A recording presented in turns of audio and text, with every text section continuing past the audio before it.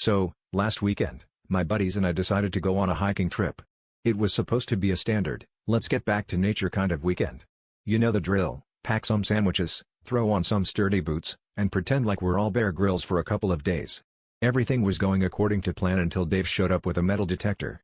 Now, Dave is that friend who always has the wildest ideas, and we love him for it, but a metal detector? In the middle of the woods? Naturally, once we hit the trail, Dave was off the beaten path, waving that contraption around like he was searching for buried treasure. Every so often, it would beep, and we'd find ourselves crouched down, digging into the dirt like a pack of overzealous squirrels.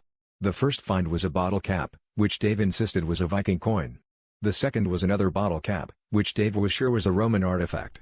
By the third bottle cap, we were all skeptics, but Dave was undeterred. "This is history, guys," he exclaimed, holding up an old soda tab. As the hours wore on, the beeping continued, and our tally of bottle caps grew. I swear we could have opened a recycling center with our haul. Just when we were about to call it quits and admit that we'd been on a wild bottle cap chase, the metal detector went off like a fire alarm. Dave, with the vigor of a prospector who'd just struck gold, started digging like his life depended on it. We crowded around, expecting a vintage beer can at best.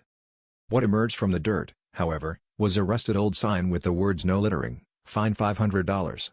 We stared at it, slack-jawed, as Dave dusted it off triumphantly.